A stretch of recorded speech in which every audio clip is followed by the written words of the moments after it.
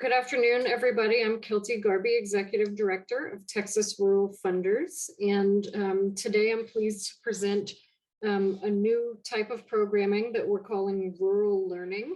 And the goal here is to focus in on particular issues or topics that may be of interest to members so that we can think and learn in a concentrated way in a particular area. So today I'm joined by Jacob Fraire, who is the CEO and president of the Texas Association of Community Colleges. And the title of today's talk is The Role of Rural Community Colleges. So let me give you a little bit about Jacob's background, and then we'll give a high-level overview of the presentation and turn it over to Jacob. Jacob said, just to tell you that he's a nice guy from El Paso, but I thought you all might want to know a few of the really interesting things that he has done. In addition to his current role with Texas Association of Community Colleges, part of that work is providing leadership to the Community College Association of Texas Trustees, an affinity organization of the Community College Board Trustees and Regents. Before joining TAC, he served as Vice President of Philanthropy at Texas Guaranteed Student Loans. So he knows a thing or two about the work that we're all doing. He served as the Chief Architect of TG's Corporate Philanthropy and authored the company's public policy and advocacy blueprint. He served on the Board of Directors for Grantmakers for Education and the Committee on Measures of Student Success. He's also served as an education advocate and lobbyist for the Hispanic Association of Colleges and Universities, the National Association of Student Employment Administrators, and National Association for Migrant Education. So without further ado, I'm very pleased to have Jacob join us today for this conversation. When we were thinking about topics to cover for this rural learning series, one of the things we considered is that rural community colleges are a really important part of our communities in more ways than we may realize. They're hubs for community partnerships, post-secondary education and training, and they play a huge role in workforce development. So today we wanted to give you all some data, show you some videos, and give you an inside view on the critical role that community colleges play as anchor institutions in their communities. So let me turn it over to Jacob to kick us off. Thank you, Kelty. Thank you, everyone. Kelty, thank you so much for the very kind introduction. So colleagues and friends and new friends, I should tell you that I told Kelty to just say that I'm a nice guy from El Paso because it's nice and sweet. But then quickly realized that I don't have any evidence that I'm actually a nice guy. I do have evidence that I'm from El Paso because there's school records and certainly medical records to that point. So good to join you today. And then maybe a little bit more background so you get a sense of who you're visiting with today. Kelty mentioned in my CV that I did represent at one point migrant education educators across the union. So I am the son of migrant farm workers. I spent about 9 years traversing from deep West Texas, which is El Paso, all the way through the states of New Mexico and Arizona to California, where my family and I did. When we talk about working in the field, I literally worked in the fields of Southern and Central California. So that background I share with you because it really framed who I am today and the kind of policy work that we try to advance. But it's also a way of sharing with you. So maybe you can give me a little bit of grace, because I've been in this position now for 6 years. I have the great privilege of serving 50 community colleges across our great state.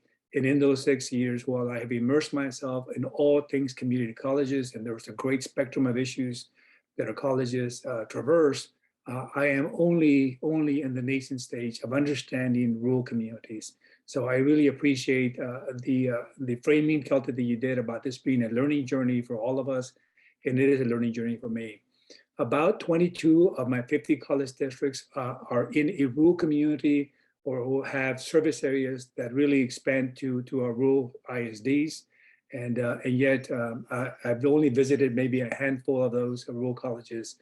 And my attempt is to learn more about them because they are a big part of who we are. In a minute, I'm going to invite my colleague Ellie to drive us through a slide deck. And I realized that when we're working with Zoom, slides can be a little tedious. I'm going to try to not keep the screen out there for too long, but I promise you we'll come in back and forth. But I do think that there's a couple of data points that require a slide deck.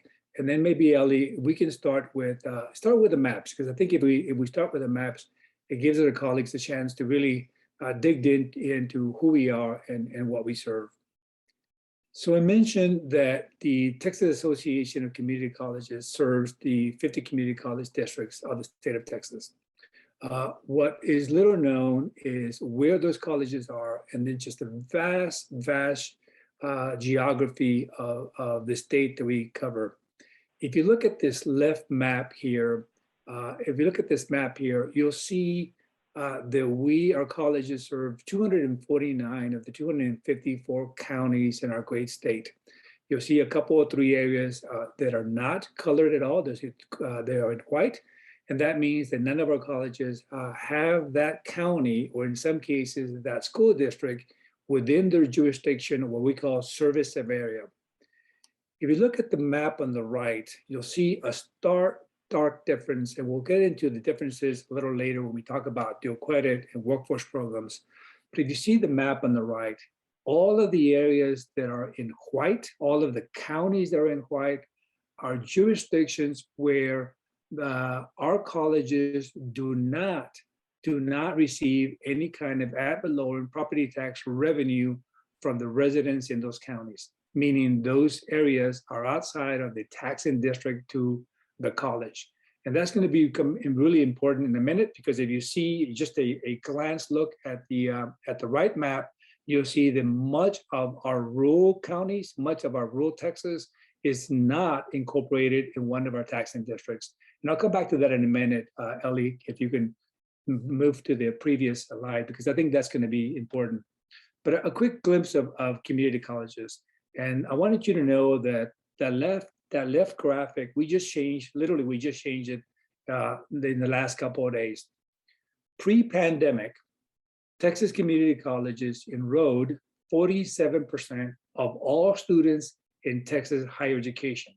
If you were to extract private independent higher education, then we will be more than 50% of all students in public higher education.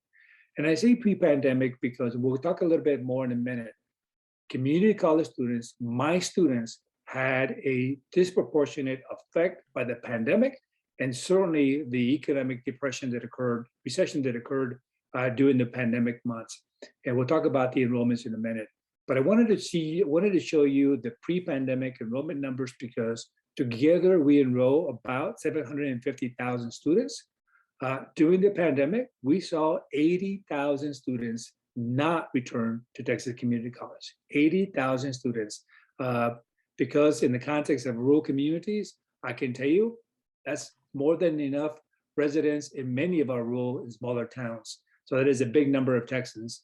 And about 22% of our students are served right now by colleges that serve rural communities. So certainly the lion's share of those enrollments are in the urban core, but I would say a critical mass of our students are also rural communities. And then certainly if you look at the top graphic, you see that we relatively better than average reflect the state of Texas in terms of racial and ethnic backgrounds. So if you think of high schools as a subset of the kinds of students that we intend to serve, right now in Texas public schools, about 50% of them are Latino, Hispanic, and yet in our community colleges, we're at right about 47%, which is not quite the state match, but pretty close to it. Ellie, if I can ask you to move down to the slide deck. So as we move on to this video that I want to share with you that we produced about a year and a half ago, that I think does a really good reflection of our intent to serve rural Texas. And I say intent because I know for a fact that we are not yet effective in serving those important communities, but we did signal through the production of this video that these residents, that these communities are equally important to us as an association and as a set of colleges, even though the enrollments is only, as I said, 22% of the total. So about a year and a half ago, we wanted to contextualize the work of the association, the work of community colleges, specifically to rural communities. And Ellie, if I may ask you to hit go on the video, and this will be a very, very short video, I promise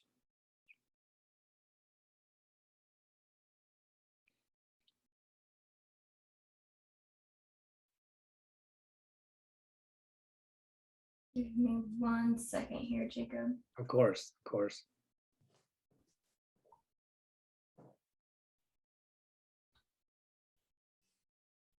And I will make a commentary as we wait for the video that we purposely made it a pretty rudimentary video with regards to language usage and graphics, and not without putting any kind of offense, because the primary audience was not you all. The primary audience was those individuals at the Capitol who frankly have a very, very lay understanding of our colleges, and certainly a lay understanding of some of the issues, some of the complex issues with which we work with. So do bear with us with the course. I think Ellie's working through sound challenges. Sure, no worries. So I wanted to share with you, all right.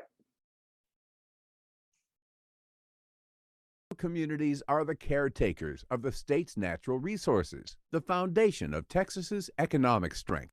More than 95% of Texas's land is rural, and over 4.5 million Texans live in rural areas. Community colleges are often the backbone of these communities. We help drive economic opportunity and engagement, provide access to higher education, and create hubs of information, cultural development, and personal training. Currently, 1.25 million rural Texans lack access to quality broadband, and high-speed internet is an essential tool for education, health care, and other economic opportunities. Rural community colleges often act as a town square for broadband access, and it's not unusual to find students on campus after hours. We are open-door, open-access colleges that welcome all who desire to learn, regardless of wealth or heritage. It's not a surprise that a 30-year study found that rural counties with established community colleges experience significantly more job growth than those without one. Evidence also shows that rural residents are likely to take advantage of community colleges when they are significantly closer than universities. These neighborhood schools of higher education are locally governed but provide statewide economic benefits. Limitations in state funding are a challenge for all community colleges, but these limitations are most felt at our rural serving institutions that have fewer local resources. Help us continue to meet the needs of your community. We are accessible. We are affordable. We serve all Texans.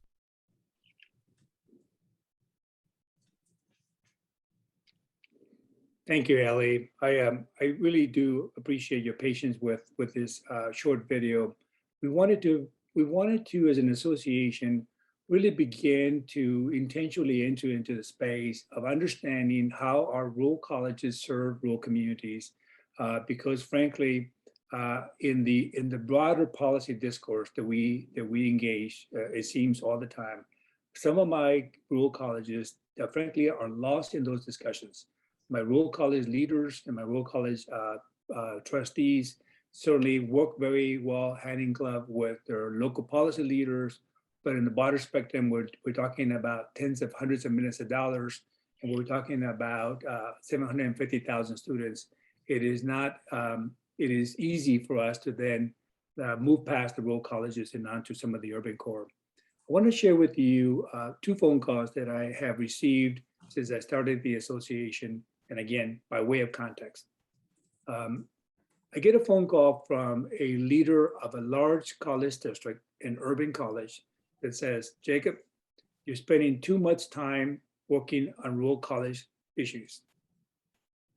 And I also get a phone call from a college leader of a rural college that says, Jacob, you're spending too much time with large urban college issues. And what's implicit in those phone calls is that I'm not spending enough time on their college issues. And so I share with both of them equally, with equal grace and equal, that they are correct. that I am not spending enough time with our colleges. But I will share with you here today, and honestly, that as an association, we do intend to be much more intentional, much more meaningful about understanding rural college issues so that we can then channel that voice to them emphatically. Some of my large college districts have not just the association to advocate on their behalf, but they also have, in many cases, a government relations officer or officers in their payroll that work with us alongside to advance some of the advocacy. All of my rural college leaders, they look to TAC, and TAC is the primary organization that helps them with the advocacy of those colleges' interest. The reason that I do not always accentuate this, and I know that some of my colleagues and friends are on the call here, you probably have not heard me say this time and again, is because as an association head, I want to make sure that we keep this federation of all colleges unified as a single federation of colleges. There are distinct challenges among and between small colleges and large colleges. There are distinct differences between rural colleges and urban colleges, but it is always my objective to make sure that all of our colleges come together on a single unified agenda, certainly with regards to policy advocacy at the state. So Kelty's asked me to talk a little bit about our role in workforce programs and workforce development, and certainly understanding that workforce development is different from economic development, but I'll take a little bit about workforce development first. So all Texas community colleges work with their employers, but different forms of doing so. Some of our colleges have very robust partnerships with not just an employer, but groups of employers that come together as advisory boards to the college to help the college understand the kinds of skills and competencies that those employers are in need for as they are standing up their current credentials. Ellie, if you can go to the slide deck. And then other colleges have sort of more ad hoc relationships with their employers, where they bring them in maybe once a year to check in to see how their employees are doing with regards to some of the training.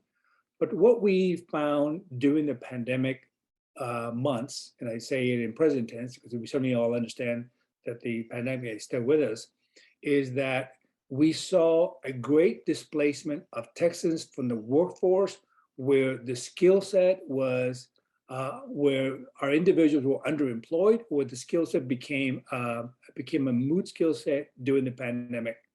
In April of 2020, as we were all still trying to figure out how do we continue the learning on our campuses, and we were beginning to see tens of thousands and then soon hundreds of thousands of individuals literally losing their jobs, displaced from the workforce, our colleges came together, and we came together and ranted about a new initiative where we call Texas Reskilling and Upskilling Through Education. Next slide, Ellie.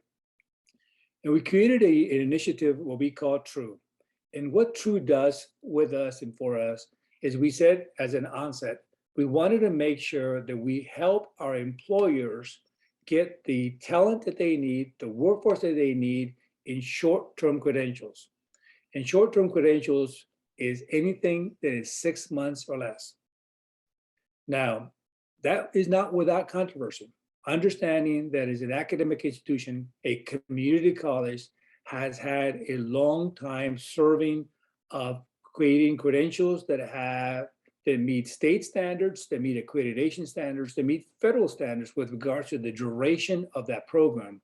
And yet we realized, a set of colleges, rural and urban, that we needed to stand up credentials that may not yet exist, or re-examine existing credentials so that we might give an opportunity for a person who lost their job and then get retrained and then re-enter the workforce in 6 months or less. This is encapsulated in the TRUE program that you see in front of you. What's really, I think, important in the TRUE program, and we'll talk a little bit later specifically about how we intend to implement it across all communities, is that it requires employer engagement. Where community colleges had always been intentional in working alongside the employers, the TRUE program specifically requires that the alignment of credentials, whether they are new credentials or whether they are redesigned credentials, that they are done with the employer as a partner, using data, using labor market data that is provided by the local workforce board, or that is provided by the Texas Workforce Commission, or in our particular case as an association, we went out and procured data through Burning Glass that allowed us to look at high demand occupations in each region of the state, and then tease out all of the skills that are called out in those occupations, and then mapped out those skills to the credentials that we have or the credentials that we are providing. The TRUE program is just now launching. We were successful in getting the legislature to adopt it in statute. We were successful in getting Governor Abbott to sign it into law. And then we were successful in having, the Governor Abbott provided funding to the Texas Higher Education Coordinating Board through the GEAR program. Ellie, thank you. To the GEAR program, and then allocate $25 million of those GEAR dollars. And these are basically federal dollars. They went to the governors through the COVID Relief Act. $25 million have been awarded to the coordinating board specifically to implement TRUE grants. The Texas Higher Education Coordinating Board in September launched the request for applications. We saw about 48 applications that were submitted to the coordinating board.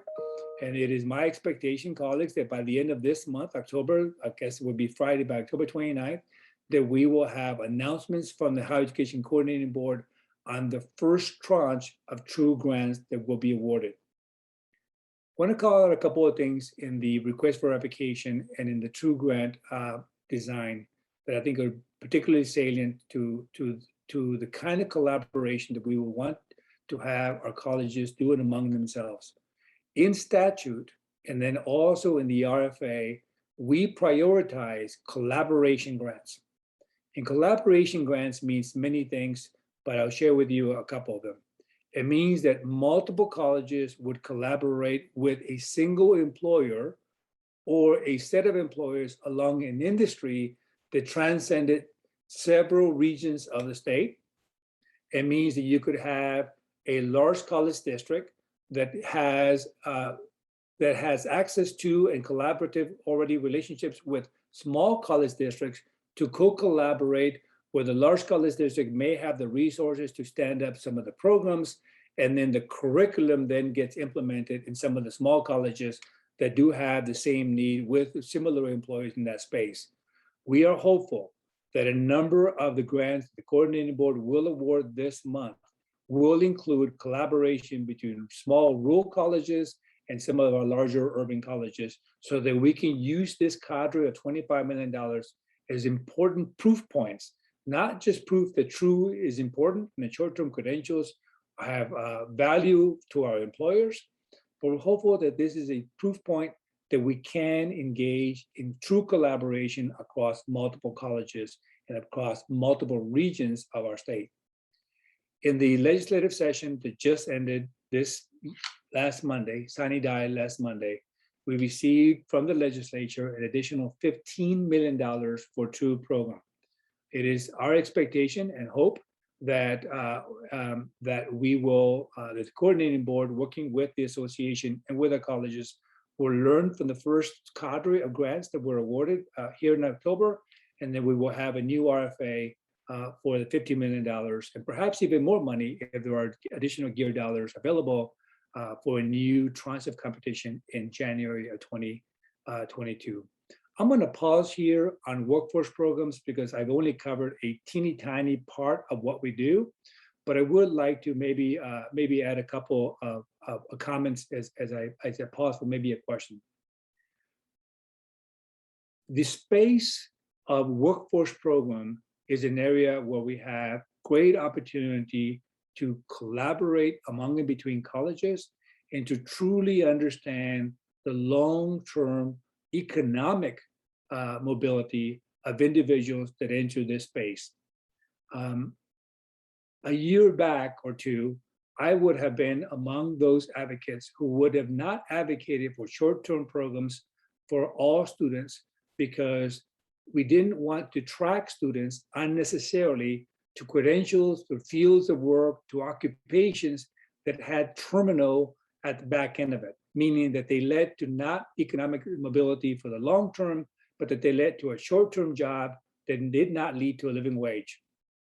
The way we designed this program and the way I would love for us to design workforce programs going forward is that that short-term credential is in fact a first credential, that the onboarding to a job for an individual doesn't just gain them a living wage in the immediate term, but that we would see a progression of their careers over the span of several years together, so that an individual who does not get a baccalaureate degree but gets an associate's degree or a level 1 certificate, or in this case, a short-term credential, can then see this as the beginning of their ladder as they increase their movement.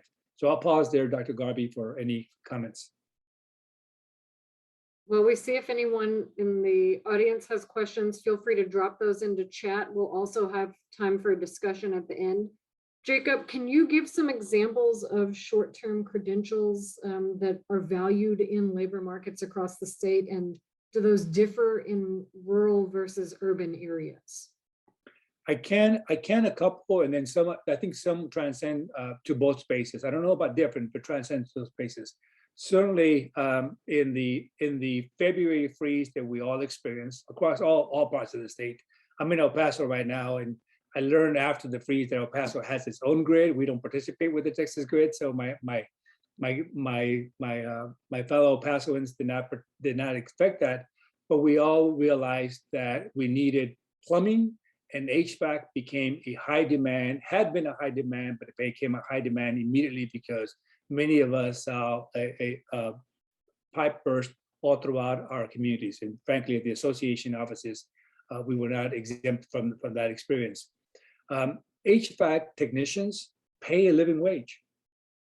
HVAC technicians, that skill set, that demand among employers, that shortage of talent transcends both urban areas and rural communities. Another example of perhaps an even shorter term credential is cloud computing. And I'm very pleased to share that one because we did enter into a partnership with Amazon Web Service specifically to make sure that we provided an opportunity for cloud computing training, not just to community college students, although certainly that's the space that we were in, but as we transition in a few minutes to dual credit, that we also provided cloud computing skills and credentials to high school students because it will be very much a nature of their work. And so the way we would envision the cloud computing certification, Dr. Garvey, is that it would be a certification, think of it as a micro-credential amongst and between the associate degrees and the other credentials that students would confer. And I think those are two good examples. Certainly, we would not want for an individual to get a certificate or a degree and then not have a local job available for them, and then they migrate to the urban core as they have been for the last couple of decades. We would want an opportunity with that skill set then is available for them to work remotely. And I think cloud computing is an example of where you can build your own talent and then keep your own talent there locally. Great. So I appreciate that answer. Kristen Boyer has a question. Will TAC be able to link up with the Texas Workforce Commission or UI wage data to assess employment outcomes? We're working on that, Kristen. Thank you. We are very much working with that. We're using workforce data at the moment, but what we don't have yet at the individual unit level, individual student level, is post-graduation or post-employment wage data. Certainly, the gold standard, as we would want it, is to be able to track whether an individual got employed in the field that we trained them in, whether the individual was retained a year after being employed, retaining that occupation, right?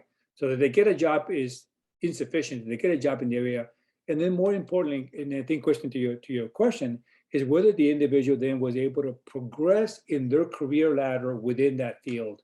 To get to that data, we're going to have probably not at the association level because we're not a governmental entity and there will be some data that will not be available to us, but working collaboratively with our colleges and the Workforce Commission, I would love to get to the point where we're able to be able to collect that data and measure it. Because again, we want to make sure that 3 years from now, I'm able to see exactly the progression of an individual who was trained through these short-term programs. I think it's worth adding for those who aren't familiar with Burning Glass. Burning Glass and another company called IMSI are real-time labor market information, which means that they have developed programs to go and look online and see what the job postings look like. So I just wanted to bring that up because he mentioned earlier that they partnered with Burning Glass to look at what the demand was across the state. And you juxtapose that with workforce data that's historic from the Texas Workforce Commission. So each of those is a separate snapshot of the data that you need to understand the labor market. We have another question, which I think is actually a good transition to dual credit. So I'm going to read this and then let you respond to it when you're speaking to dual credit. So this is from Ryan Franklin. Can you speak to the discrepancies that exist with dual credit offerings based on taxing districts and service areas? And what's the impact that that has on equity and access?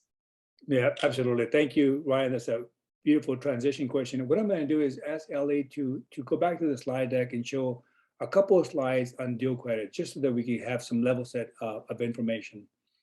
So in Texas, pre-pandemic, we had 200,000 high school students who were taking college courses pre-pandemic. We did lose some momentum in the pandemic. I think right now the number is closer to 185,000 students, but 200,000 is certainly a watershed mark for participation. 92% of those students were taking their college courses at a community college. 92%. What's interesting to look at the other variables is that if you look at the number of high school students who took any kind of dual credit or college courses while they were in high school, only about 22% of high school graduates graduated with dual credit. And so while the number is huge with regard to the number of students taking dual credit at any given academic year, 2019, for example, the number of high school graduates who had it in the transcript is only at 22%. And I say only because I know this has been a healthy debate among policymakers about how much is too little and how much is too much. But I would dare say that given the efficacy of dual credit as we know it, and has been affirmed in multiple research studies, that we can aspire as a state that we should have more than only 22% of our high school graduates have that under this space. But now I'm going to get to your actually, Ellie, if you can go to the next slide real quick. Actually, I said 22, so here we are, 22% of our students. But now I want to get to Ryan's question, which I think is a really salient question. And this is why I started with the map. The state of Texas does not subsidize dual credit instruction. The state of Texas in policy absolutely has incentivized, has catalyzed, has created a set of policy levers that create the ethos for dual credit to grow, and dual credit has grown substantially, as you can see here on this left graphic, 120% over the last decade. The state of Texas has definitely created those policy levers and the policy ethos for that, but it is largely not funded by state appropriations.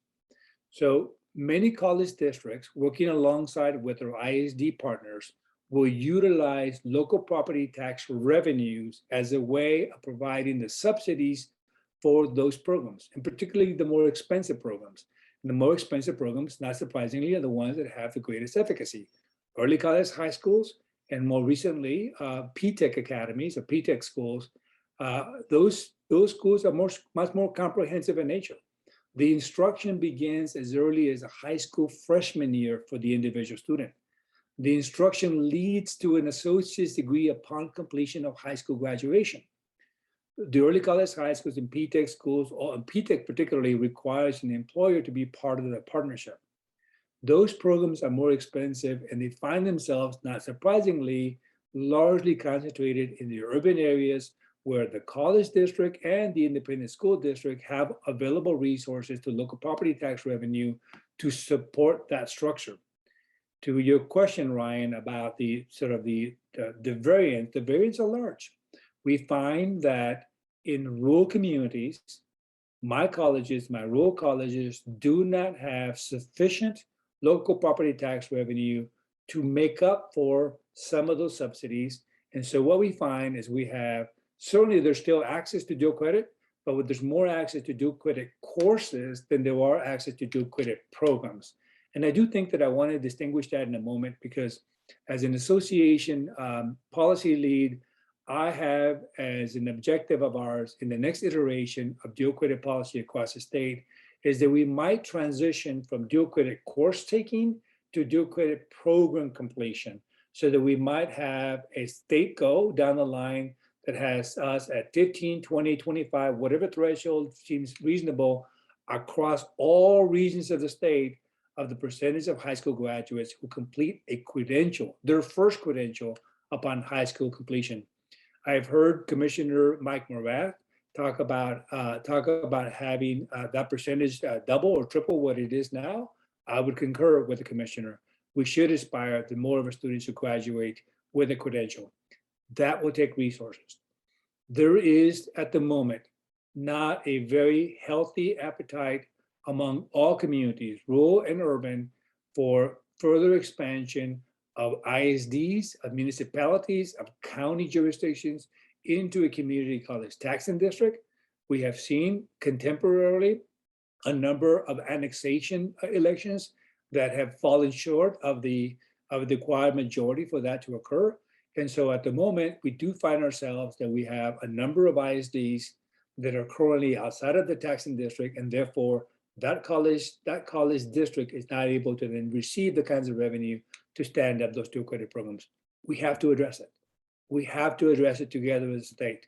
Otherwise, what we will have, if you look at that data point of 120% increase in the last decade, if we have another 120% increase in the next decade, then what we will have is a state where there are robust programs of dual credit offerings in some parts of the states, and where you have literally deserts of dual credit programs in other parts of the state.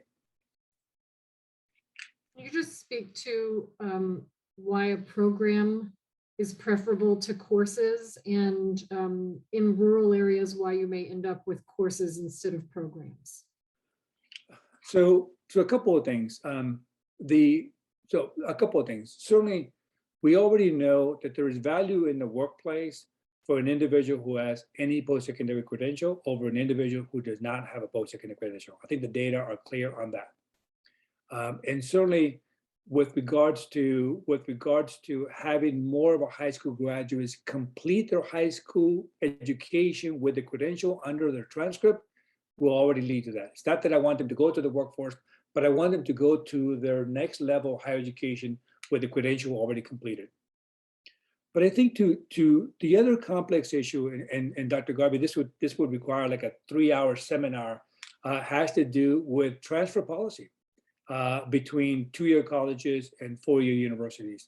We still have in our great state, while very well-intended policies, while very well-intended college leaders from both the 2-year sector and the 4-year sector, we still have significant work to do with regards to the number of college credits that a student loses as they apply to the degree once they transfer to universities. Dual credit students are not, they're not isolated from that issue. So right now, if I have a dual credit student who completes 15 or 18 credit hours of college courses, and then they do a direct line to enrollment at universities, they're losing some of those credits upon enrollment at university as they apply to the degree. University will certainly accept those credits as transfer credits, but they might apply to an elective, or they might apply just generally, but not to a degree. I think it's important for us to stand up very structured academic pathways for our degree programs, as we have been doing so for the last many years through our guided pathways reforms, and have that now include the course taking that is occurring at the high school level. To get to that point, in the 2019 legislative session, TAC advanced one policy lever that we think will help us. We now in Texas have a policy that a student must declare a major of study a degree, if you will, they must declare it upon completion of 15 credit hours of dual credit. This is not going to be a huge reform, but it was an important lever for us because we wanted to make sure that a student who completed 18 credit hours or 20 credit hours or 30 credit hours before high school, that they weren't just randomly taking what courses were available according to their schedule, that they were taking the sequence of courses that optimize those credits being applied to a degree upon university enrollment.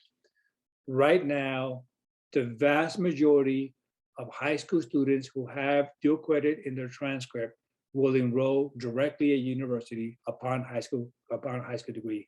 And so we want to minimize the loss of credit. And this really all then aligns to the work ahead, all of it. Whether we're talking on the workforce programs that we did at the onset, we're talking about this need to really ramp up our work on dual credit. It leads to the next conversation, which really will, I think, be critical to the future of community college instruction. The 87th legislature enacted, at our request, advocating by the association, enacted a bill that would create a commission on community college finance. We are nervous about this commission, and we are excited about this commission. And I'll share a little bit of both. We're nervous about the commission because we have not looked under the hood in terms of how community colleges are financed since 1973.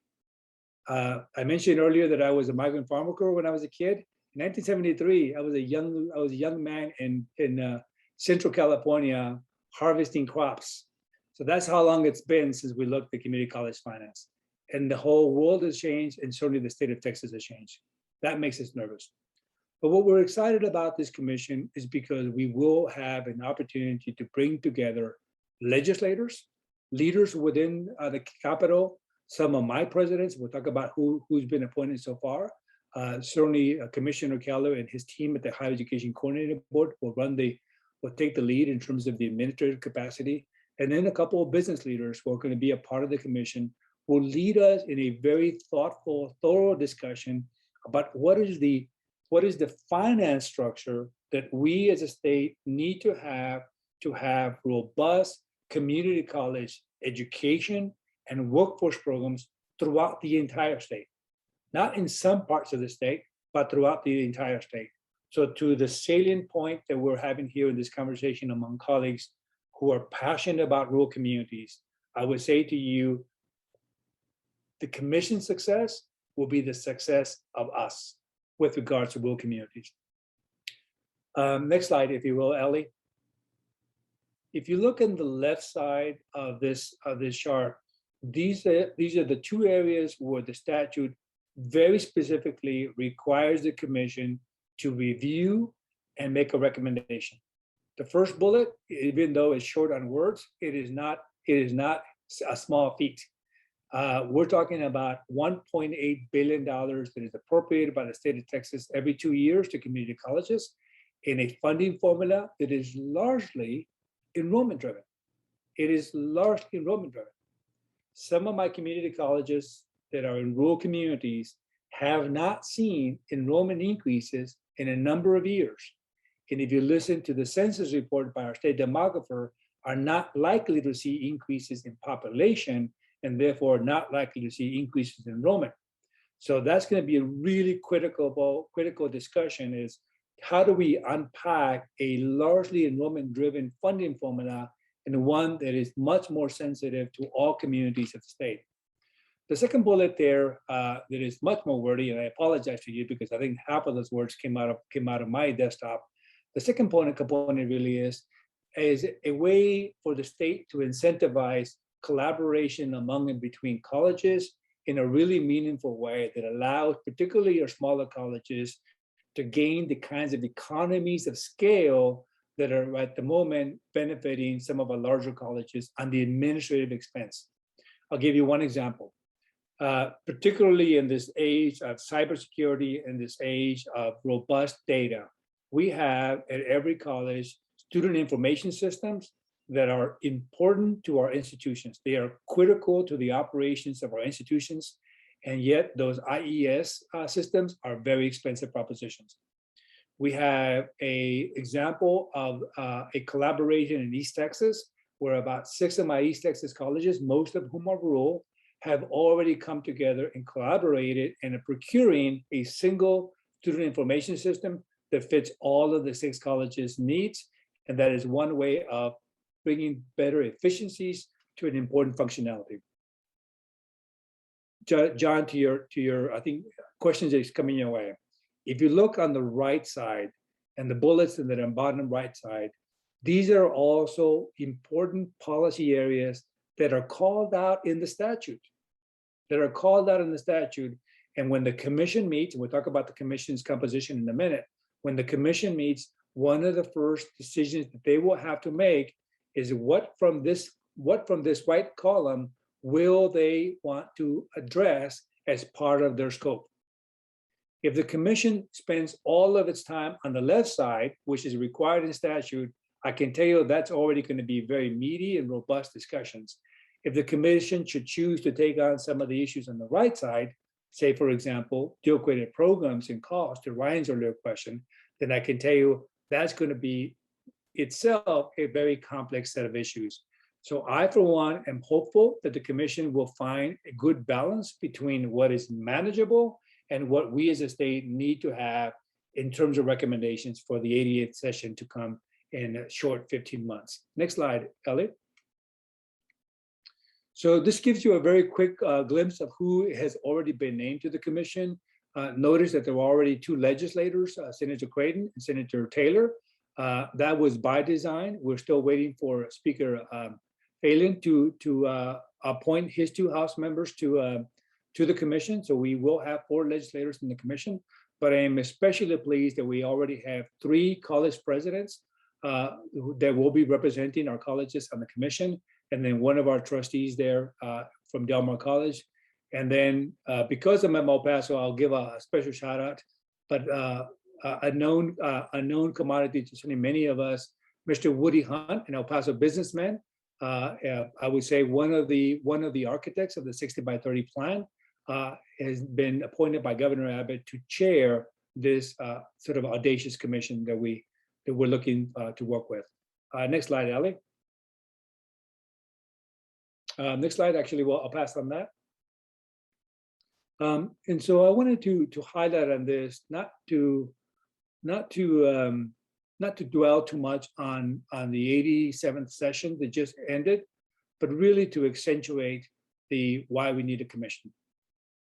Colleagues, in the legislative session that ended sine die May 30th of this year, the legislature did not provide additional funding for community colleges.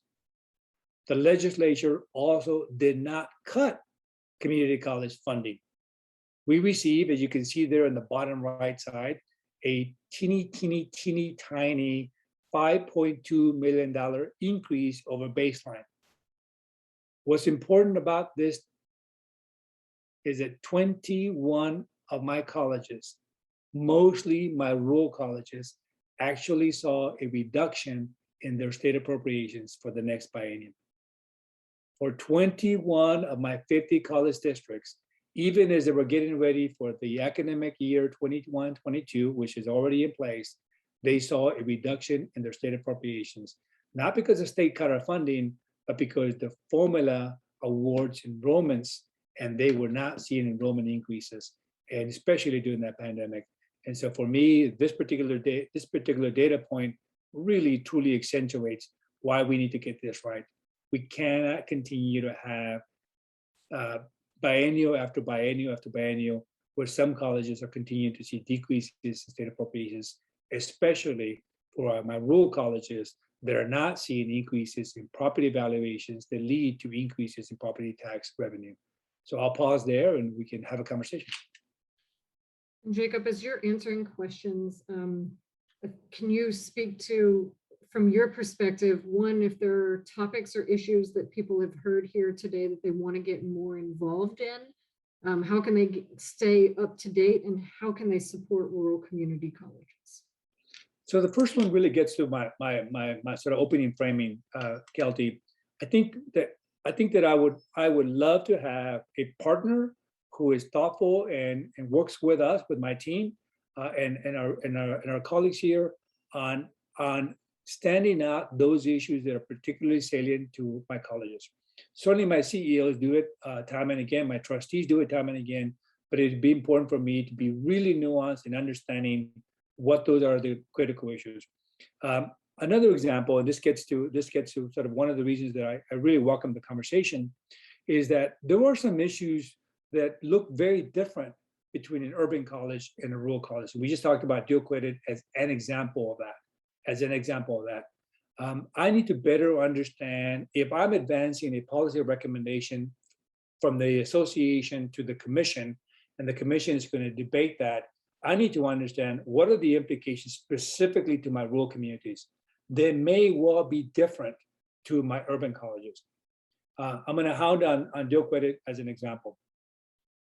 In an urban setting, we have available to us as colleges the kind of professionals in the field who are available to us to teach as instructors that are not full-time instructors. We call them adjunct faculty. And the adjunct faculty allows the college to provide instruction in a particular field, whether it's a STEM field or whether it's a general field, at a relatively lesser cost. In a rural college, we don't have that kind of talent available to us. My presidents remind me all the time, every time I have to stand up new sessions or a new program, I have to hire, and I should hire, full-time faculty. And so how do we then create a funding mechanism that really accentuates the fact that adjunct faculty are not as available for some colleges as they are for other colleges, which is not to say that I want to turn it around and have it adjunct faculty be the leading instructor, but it is a part of the funding component of how we provide instruction.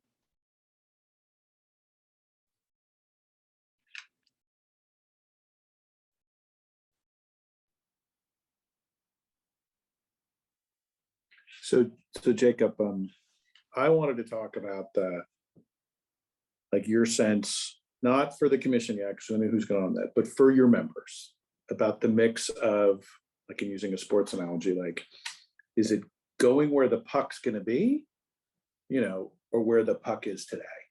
And my sense is there are some, both chancellors, presidents, trustees who are very focused on better, I don't want to say fine tuning, but reallocation and kind of a punch up, of the financial model and system that we have today. There are others, thinking more like, hey, we need to maybe not be thinking 50 years ahead, but let's try to think 10 years ahead and kind of design the system, the model for where we want to be. So that's kind of part one. Part two is specifically about rural. And it's whether your sense is every college, every of the, 30 or 40 small rural colleges wants to do everything well that a large community college is doing, whether that's dual credit, workforce, academic transfer, and they've got the resources to do that well, or whether there's any discussion or recognition. I kind of think back to that meeting that you and I had years ago that Wynn Rosser hosted with you, me, and George Granger from the Houston Endowment, where we had 4 community colleges from East and Northeast Texas. And there was going to be kind of a network model where they were each going to try to do something well. So those are my 2 questions. Absolutely. I would say to you that it is our aspiration that working with the commission, that we would all get together right for where the puck is going to be. And even perhaps define where that puck should be, right? Where the puck should be in terms of the kind of robustness that we aspire for the state, and then the kind of workforce that we will want for the state, understanding that we know what that looks like today. I mean, the census data are clear with regards to the growth and the types of people the types of population who are part of that growth. So we know what 2037 is going to look like, or 2036, to use a date that's important to Texas. We know what that's going to look like. Now, what are the kinds of programs and workforce that we would need? But to your question, but we still have some elements of the leadership at the Capitol and some elements of the leadership within our own members who want to talk about where the puck used to be, right? So colleagues, in 1986, the state of Texas funded 86% of the community college budget. 86%. In this year, the state of Texas is funding 25% of the community college budget. So not too unlike our ISD colleagues, where independent school districts, their property tax revenue grew over time, and the state appropriations as the share of the total went down and down and down. It's not too indifferent in that. And so there are some individuals who want to get us back to where the puck used to be in terms of the state share for funding. But I think I need to make sure that we're looking 10 years down, frankly, 20 years down the horizon, and get it right for then, which then gets you a second question about program. Is there room for efficiency of operations and functionality? Yes, no question about it. But what I wouldn't necessarily want us to aspire for is to have robustness of programs and workforce programs and academic programs in some parts of the state because the formula doesn't allow that. I mean, if I'm a resident, so look, I grew up in, for those of you who know El Paso, I grew up actually due west of El Paso in a little teeny tiny town called Canutillo. Right? When I grew up in Canutillo, I wouldn't want to be able to say my limitation to what's available to me is this because that's what my college can afford, right? If I aspire to be in a STEM field, if I aspire to be in a liberal arts field, then let me aspire to that and then have the program be available. Can we optimize program availability by having our colleges collaborate on back end? I think we can, but let us not limit ourselves by the current limitations in terms of what we aspire for our students. Any other questions?